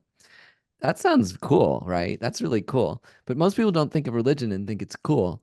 They generally see religion today as like a system of unproven supernatural beliefs that can promote bias and conflict with people who don't share them. mm, Right? I think that's closer to what your like average, at least the average American, mm-hmm. might think of religion. So I'm a really big fan of that first dictionary definition of religion. But it's almost like a trigger word now that I Mm, often don't even use it to. That's why I like to say, what I kind of teach in my skeptic's path, my book, the How to Train a Happy Mind book. I explicitly say it's non-religious because I just think for most people, they see religion as like, you know, supernatural and biased, conflictual behavior, which is really mm. unfortunate. It's not what religion's meant to be. Interesting. Um, yeah, the root word of religion, religio. I think it means something like to link back or to connect. Mm, So yeah, this idea of, well, who are we and where do we come from and how should we act about it, right? It's almost like the original philosophy in a way, but mhm. I don't know. I guess we I guess as life gets more complicated, we change what these words mean. One of the most in well, I think one of the most important aspects of religion is that it imprints a morality on people. Like we often talk about, well, we've brought it up many times today, right? Like Christian moral virtues, right? Do not, the 10 commandments, do not steal, do not Mhm. kill, etc. What is morality? Yeah. Well, we've been talking about this the whole time, which I love. For some reason, I've always loved this topic of ethics and morality. And Mm, when you look up morality in like a English dictionary, it says it's a system establishing the distinction between good and bad behavior. mm, And the Buddhist definitions is slightly subtler because we don't talk about good and bad in Buddhism. Those are actually seen as like exaggerated labels. mm, But we talk about harmful and beneficial mm, instead. So there are actions that are harmful to ourselves and to others, and actions that are beneficial to ourselves and others. And so morality, the Buddhist morality, is cultivating the beneficial actions and thoughts and avoiding the harmful ones. mm, And so it's a little, the actions are kind of similar, between religions. But in a Buddhist view, you don't follow moral laws because there's an authority that will punish mm, you, whether that's a supernatural authority mm, or, a legal authority. But because following them results in your own happiness and the happiness of others. So it's kind of mm, selfish in a way. Like, but mm, it's the intelligent. The Dalai Lama says, by all means, go ahead and be selfish, but be intelligently selfish. The way mm, to really be happy is to cherish others, to live your life to benefit others. And so, and then we already talked, a couple times about what morality boils down to in Buddhism, this like nonviolence, kindness, understanding your mind. Like this is, yeah. I like to say these ideas are tasty. Like I really like that word for, it's what keeps me interested constantly. I just find these ideas very tasty. Like they're Huh. really, when you hear them in the right way, you're like, wow, that's really interesting. I want to learn more about that. And I Huh. like to cultivate that in myself. Fascinating. So I guess morality then is trying to establish a code of behavior that is more beneficial than it is harmful for Exactly. yourself and for others, right? Exactly. Yeah, exactly. And is this interchangeable with ethics, morality and ethics, or is there any difference between the two? Or Yeah, I mean, yeah, I mean, people do draw a distinction between ethics and morality. In general, morality is sort of like more like on the ground rules that you Mm-hmm. need to follow, and ethics are broader principles. But I do Mm. find people kind of use the terms a little bit interchangeable. I'm not sure your average person could give you the distinction between the two, but Yeah. that's my understanding is ethics is usually a bit of a higher order principles, and Right. morality would be more like specific rules. But it's not that important to make that distinction since, as we've been saying, people aren't thinking that much about morality Right. anyway. So The whatever they call it, it's good to think about it a little more. yes, amen to that. The natural law principles of life, liberty, and property, these seem to fit really nicely with a lot of things you've said today, but specifically what you just said about, well, things that are rationally more beneficial than they are harmful for both yourself and others, right? It's rationally beneficial to not kill, right? To honor the Hmm. life of other people because, well, if you kill, you're increasing the likelihood that someone's going to seek retribution against you, right? Hmm. Like in addition to all of the conscious destruction and, feeling of anguish, you're probably going to feel guilt, whatever it may come with that. You're also increasing the chances that physical harm will come onto you, basically. Mm. Liberty, right? Like not incarcerating people, leaving people free to do as they please so long as they don't harm you or others. Well, that's kind of like another application of that golden rule, right? You would treat others as you would wish to be treated. Hmm. So you're not going to kill other people because you don't want to be killed. You're not going to incarcerate other people because you don't want to be incarcerated. And then this idea of property is like just respecting other people's stuff, basically, right? That, hey, they made it or traded to obtain it, Hmm. they own it. It might benefit you, right, to go and steal their sandwich and eat it right now. You have a full belly for a day, but what are you doing in that action is you're kind of unraveling the social contract to some Mm. extent because now, well, they trusted you not to steal their sandwich, and in the future they might steal your sandwich, and et cetera, et cetera. So sorry for that elaboration, but how do you see the natural law principles of life, liberty, and property fitting into Buddhist morality? Is there a convergence there, or what do you think? I mean, they're quite similar, certainly I mean, nonviolence is the first, so Right. right there, nonviolent, Yeah. but it's really big. It's towards all life in Buddhism, and Yes. even little bugs and Mm. um liberty. I mean, it's the same thing. Yeah. Nonviolence extends to liberty because Yeah. enslaving someone or coercing them or Hmm. finance making them, some kind of infinite financial bind. Like, so I think it all is most of it's encapsulated by nonviolence. Same thing with stealing. It's kind of a form of violence. I mean, this issue of property is so interesting. I'd love to talk to you more about that because the when you at first when you read it today, like these enlightenment values, it's a little weird that property is the last one, and especially with all the problems people see in capitalism as it manifests today. Mm. But that was a problem, is that the king owned everything Yeah. and people weren't allowed to own stuff. So Yeah. that's why they put it right there in that list. It's like, whoa, dude, like we need to be able to have our own stuff. The king can't just come and take everything and own. The king owns everything and he can take it anytime he wants. So sometimes a queen.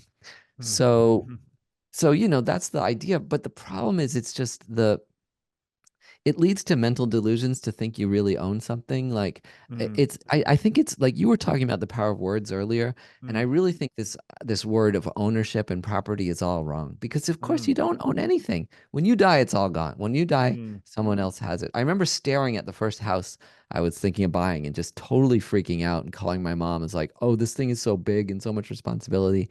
And she's Mm. like, no, it's just yours for a little while. She's like, you don't really own it. It comes and goes. Someone else will have it. Like, so I kind of wish we could rename that last principle Mm. like custodianship or Mm. something like that, like taking care of Stewardship. things. Stewardship. Yeah, Yeah. stewardship's a great. I really think ownership is a diluted term. Nobody owns Mm. anything. We Right. each just temporarily take care of things. And if we thought about it that way, I think our society would be much better. It was well intentioned to talk about, property rights, private Yeah. property, but it's caused huge amounts of delusions and problems. And Mm. in some ways, that's like the one reform I'd love to see happen right away. It's just Mm. change our language and our thinking around ownership. That if you quote own something, it's your job to take care of it and Yeah. leave it better than when you found it. Like this house, every house I've lived in have massively improved, and I Yeah. love planting the gardens. Like it's that kind of thing. If you quote own something, like really you're taking care of something. So if you Yeah. own it, it means you're the main person who takes care of it, and you want to make sure that it's better for the next person who takes care of it.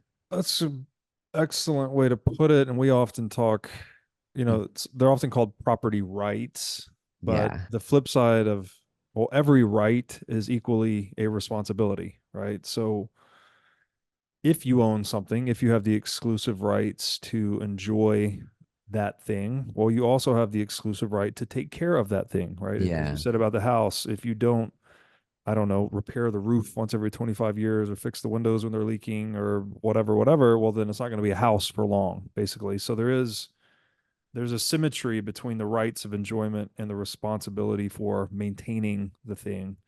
And that is intrinsic to the institution of private property. But I also agree with you that the word is a little bit broken Mm. because, Yeah. I mean, we talk about the importance of private property on this show until I'm practically blue in the face, but people still think property means real estate. And it's like, that's not Yeah. what it is. It's a relationship between owner and asset that imparts rights and responsibilities. And so maybe we do need, and life is short. So you, you really are just stewarding whatever it is that you own for the next generation.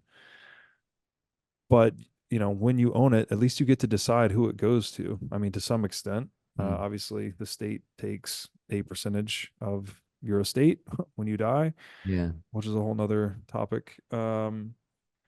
So yeah, I agree. Maybe we need private property Responsibility. rights and responsibilities, No, something. I think the responsibility is much like if you own a lot covered with trees, it should be your responsibility to take care of that so that some resources go towards making things, Yeah, others towards maintaining nature, others towards making sure it's a beautiful place for people to go yeah, and have a picnic or something like that, right? that's right. I think it'd be much better if we had these kind of moral responsibilities of ownership instead of this like infinite right to make the world worse than when we Mm. found it, raise the whole thing, fill it with toxic chemicals. Like, of course, that should not be illegal, a property right.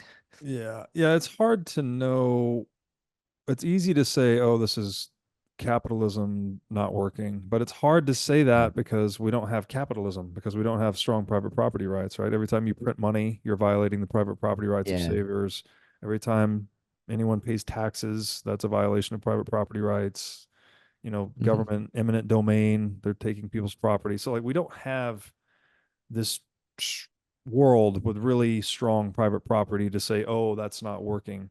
Because, when you read a book like Human Action by Mises, he would say exactly what you just described. If you really own something, you do have the incentive to take care of it and make it better. Otherwise, you're not going to own the thing for long, or the value of the thing is going to go down, right? If you own the That's forest a and good point. you don't do Yeah. anything with it, well, the value just goes down. So you're hurting yourself in the process. Yeah. Um, so Yeah. yeah. I'm not anti-capitalist, but the thing is, it's just an imperfectly implemented system. Like, for example, like you're talking in some ways about the value, that if you have certain rights and value, those should be like absolutely protected.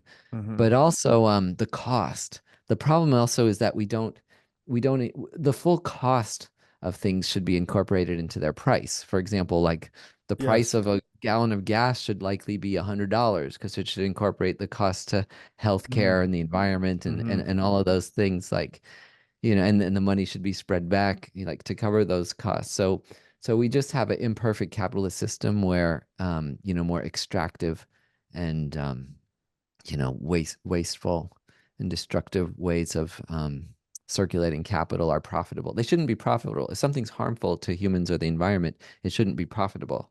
Like Yeah. our monetary system should be aligned with human flourishing and Yeah. and nature flourishing, not just humans, but all of life. And there's a way to do that in capitalism, I believe Yeah. so. Thanks to my friends at Swan Bitcoin for supporting the show. Swan sponsored the Sailor series, and I appreciate their support from the very beginning of the What is Money show, and I'm happy to welcome them back. Swan has grown a lot since then. They've built a full-service Bitcoin-centric financial services company with several different offerings. With the Swan app, you can set up instant and recurring Bitcoin buys. And with this, you can get started at swan.com/breedlove. Swan also enables clients in the US to hold Bitcoin directly in an IRA account, so you can hold Bitcoin in a tax-advantaged way. Get started at swan.com/IRA.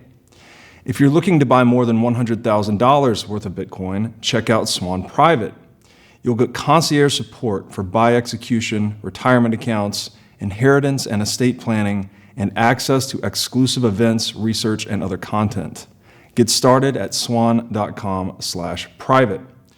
Swan Institutional provides financial services to institutions, including Bitcoin-backed lending, asset management, principal investments, Bitcoin services for financial advisors, and Bitcoin mining operations. For those new to Bitcoin, I recommend checking out Swan's Welcome to Bitcoin course at swan.com/welcome. So go to swan.com/breedlove today to get started on your Bitcoin buying journey. Are you sick of being robbed by politicians through inflation and endless money printing? If so, you need to be at Bitcoin 2024 in Nashville, Tennessee on July 25th through 27th. As the largest Bitcoin and Fintech conference in the world, Bitcoin 2024 stands as a beacon of monetary freedom, a glimmer of hope amongst a darkening macroeconomic backdrop. Top speakers, companies, and thought leaders from across the industry will convene in Nashville to look ahead to the next year and beyond. I will be there, and Bitcoin conferences like this have become my favorite place to socialize since becoming a Bitcoiner. Ticket prices will increase soon. Get your tickets now and secure your spot at this game-changing event. So go to b.tc/conference and use discount code BREEDLOVE to sign up for the Bitcoin 2024 conference. Again, that's b.tc/conference, discount code BREEDLOVE. I agree with that, and I think there's a book called The Ethics of Liberty by Rothbard. I think it's chapter 9, Conservation on the Free Market. I might be wrong on the chapter number, but he actually argues that stronger private property is how we would impute that cost, right? So if you dump pollution into my river, well, typically, if you dump that on public property today, no one's going to sue you, right? You dump it in the river. Maybe if you get caught by the government, then you might suffer some fine. But there's no incentive for the proprietor to directly protect that asset, right? It's public property, right? Everyone owns it. No one specifically benefits from it. Whereas if it was private property and you dump in my river, well, then I would litigate, right? I would sue you. And then presumably that would cause, if you're a pollution producing manufacturing process and you keep dumping in other people's rivers, well, eventually the cost of that litigation starts to get imputed into your cost structure. And all of a sudden your product cost, whatever, 10x or whatever the number is. So I'm not saying that this is the answer, but a lot of the different angles I've come at this from seem to be like, we need stronger private property. That's how you get better cost accounting for environmental impact. It's how you get more justice for proprietors. It's how you get a smaller state.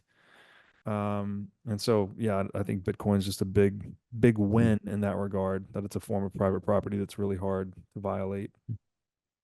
Yeah, it might be true. I still think we've gone quite far with rationality, and it isn't like that's a rational solution, but I think a lot of what we've been talking here are the limits of rationality. And what you're saying is probably true, actually.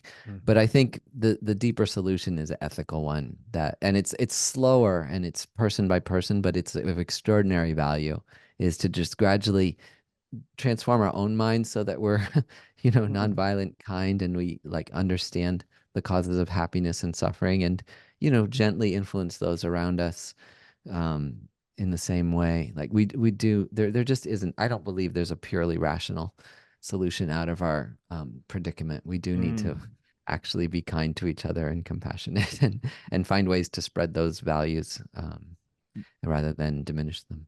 Do you think economic incentives can let's say, I guess, influence or Can economic incentives influence ethical behavior?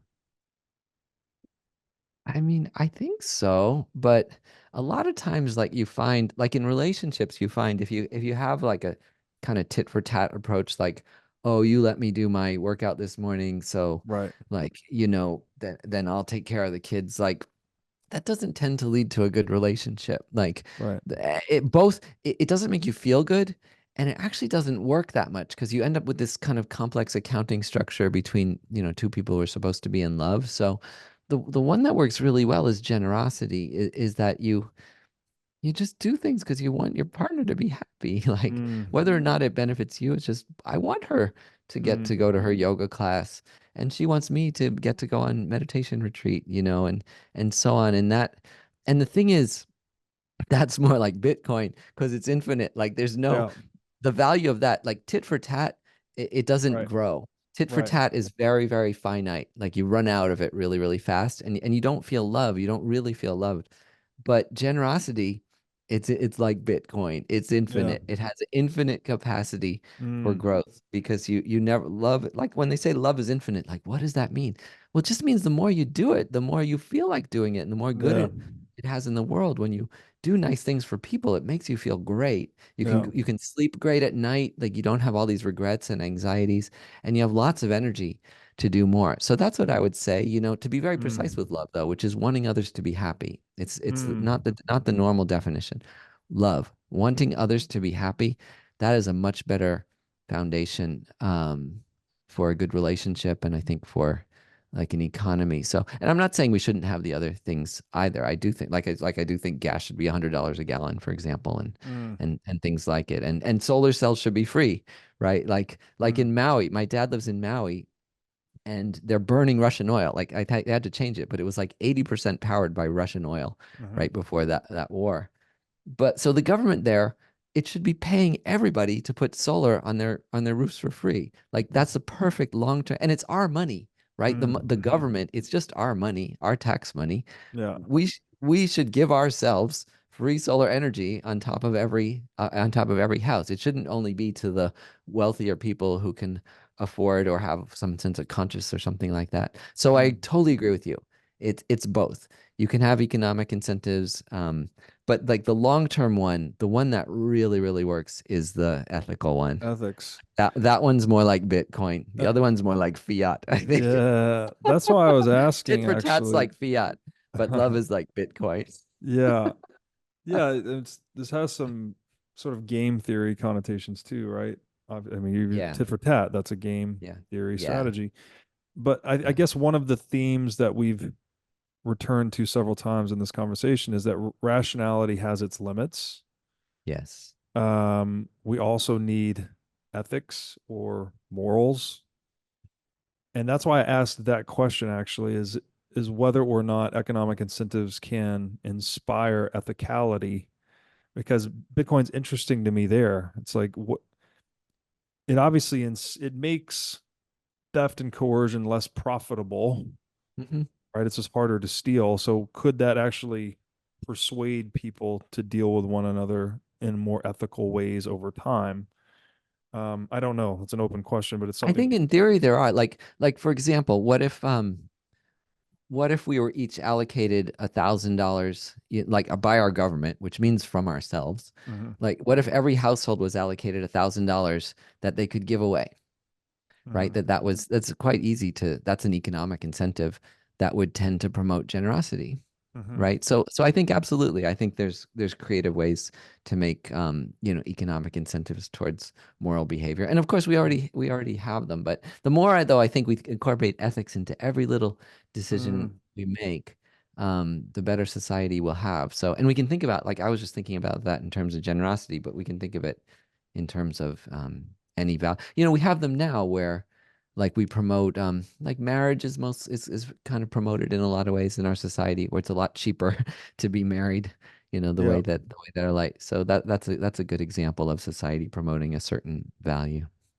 Yeah, that's a great point. Yeah, in general, so you're saying if, say, the government taxes away X thousand dollars per person, gives back $1,000 per person, that would promote generosity. I Mm. think Bitcoin is almost descriptive of that same thing, except it just knocks out the step, or it just makes, well, for instance, printing money, right, where the government's stealing purchasing power from savers. Bitcoin just makes that impossible. So all of a sudden, savers are richer than they would have been in a fiat currency. And if they are richer, then I guess, and there's studies on this actually, right? The richer people become, they tend to become more altruistic, right? They become more concerned with, not, this isn't a, this is a generalization, obviously, so it doesn't Mm. apply to everyone, but people tend to be more concerned about the environment and their community and those around them as they've met their basic needs, which makes intuitive sense. Mm. If you've, you know, Yeah, it's like a bell curve. Like it's in the yes, middle. In the middle. At the far ends, like very wealthy people are often not, and yeah, very poor people can't afford it. But in the right, middle, yeah, you're right. That when people get a little bit extra, then they do give. But people with less money give away way more yeah, proportionally up to their total income than very wealthy people right. overall. Yeah. So if Bitcoin does, is kind of the tide that rises all ships just by reducing the amount of Mm. theft, taxation, and inflation, and therefore increasing wealth creation, then presumably would shift that bell curve more into aggregate wealth and then Mm. increase generosity and or ethicality in the world. Yeah. I mean, I think you can see it's certain things. It's not like it's not some universal solution to all problems, but Yeah. certain unethical behaviors are impossible to conduct with Bitcoin. For example, like you said, diluting inflation and Yeah. diluting the value of stakeholders in the system. Yeah. That's impossible. So that is a type of theft, right? Like Yeah. the diluting people's purchasing power, inflation is, Mhm. people talk about this all the time, that is a kind of subtle form of theft.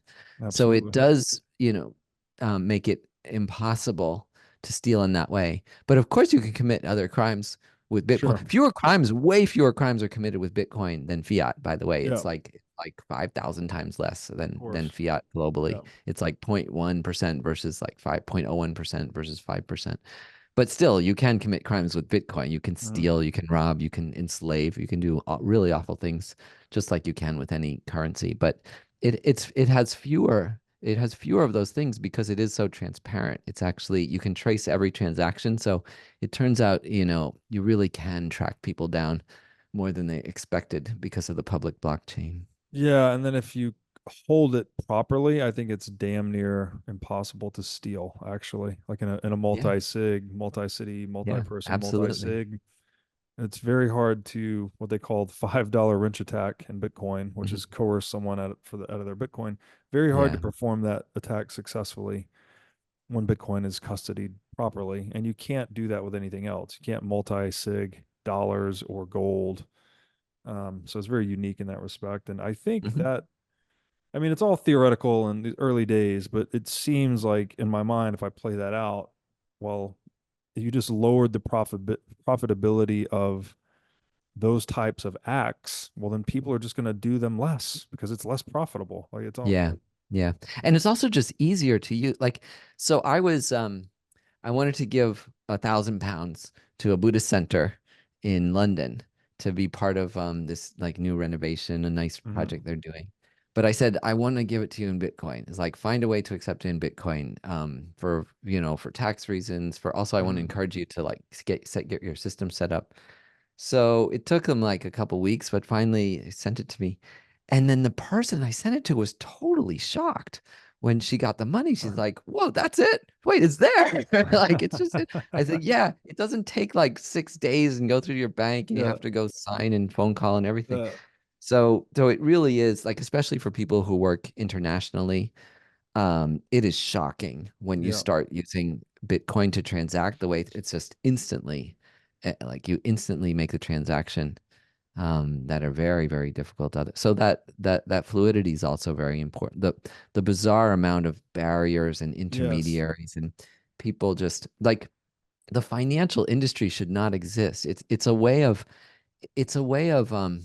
making money off the efforts of other people's backs, and it's Yeah. so recent. It's only the last like 50 years that became like a profitable way to live your life is just off betting off the backs of other people's productivity. It's just not fair, and it's really is a tax on society. The amount Yes. of money being skimmed by intermediaries in the like global finance system, as they say. So this is a place where I think you and I really strongly agree, and where Bitcoin is a great solution, and it will work. Like Yeah. it's just the way like Amazon conquered, for in some ways, sadly, retail, but Yeah. it's kind of a much better solution than, than what we had before.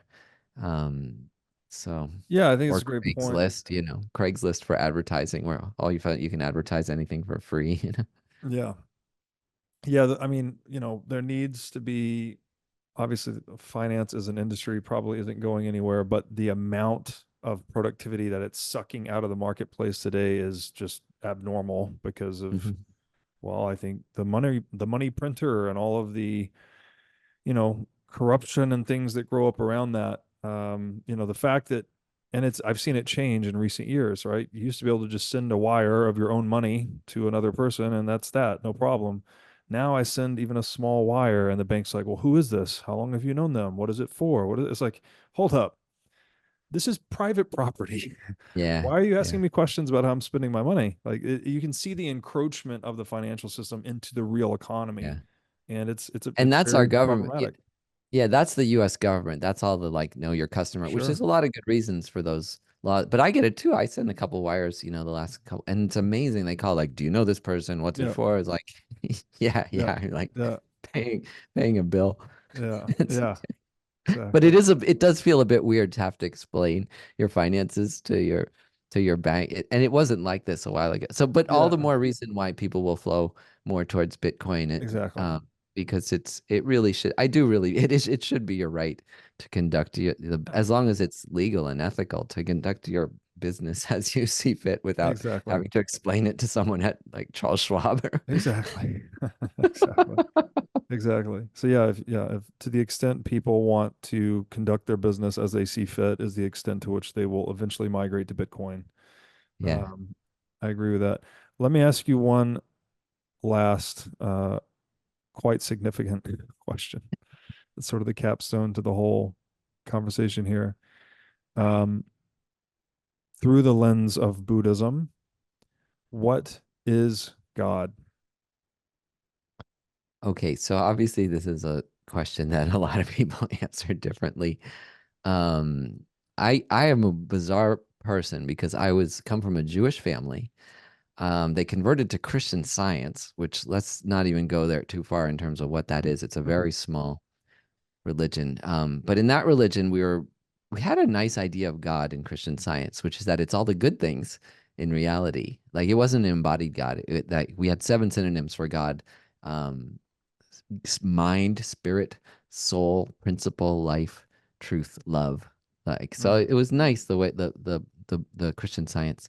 So now I'm a Buddhist, obviously, and Buddhists don't, in general, don't believe in an embodied God, but they do believe in universal principles, like the ones mm, I was raised with. And so I like, oh yeah, I wanted to tell you this. The scholar Robert Thurman says this in a very beautiful way. He says the universe is biased toward connection and away from disconnection. mm, So I love thinking about it that way. So an ultimate connecting act might be to selflessly help somebody. mm, And then the ultimate disconnecting act would be to take somebody's life. mm, And so I don't believe in God, but I do believe that the universe has a bias towards good. And this is something we didn't get to this, but in Buddhism, we believe that people are fundamentally good, mm, and that anger, craving, jealousy, selfishness, they're shallow. They might dominate us, but they're shallow. And that to get rid of those like deluded, harmful thoughts, all it takes is getting in touch of this fundamental goodness. They call it Buddha nature in Buddhism, but mm, that's like a very biased term toward Buddhism. mhm, It's really like fundamental goodness.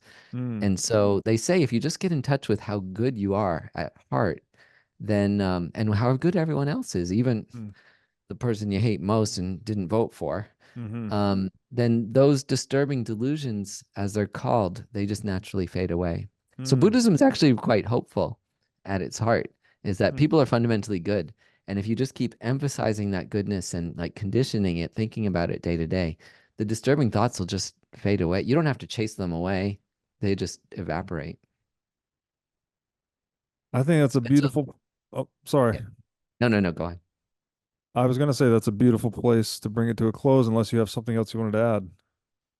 No, that's a great, it's such a great conversation with you. Thanks. Yeah. Thanks for inviting me onto the podcast to talk about such meaningful things. I really appreciate it.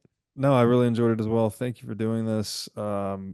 Yeah, very wide-ranging discussion, and I get a lot out of talking about these deeper topics. So I'm grateful for you for sharing your wisdom, and I hope the audience is as well. Scott, where can people find you on the internet? So I I run an organization called A Skeptic's Path to Enlightenment, and we have a podcast. One of the easiest ways is because I have a book that just came out and it's available globally, you know, you can, in English, called How to Train a Happy Mind, which is a great place to start. And you can get that at any bookstore, on audiobook, on ebook. But yeah, those are the two organizations. My name is Snibbe, so I have a personal website at snibbe.com too, where you can find links to all of those things. So thanks for asking, and I hope our conversation helps make the world slightly better. Amen to that. Yeah, Thank you again for doing this. We'll put all of that in the show notes and thanks. talk to you again soon. Thank you.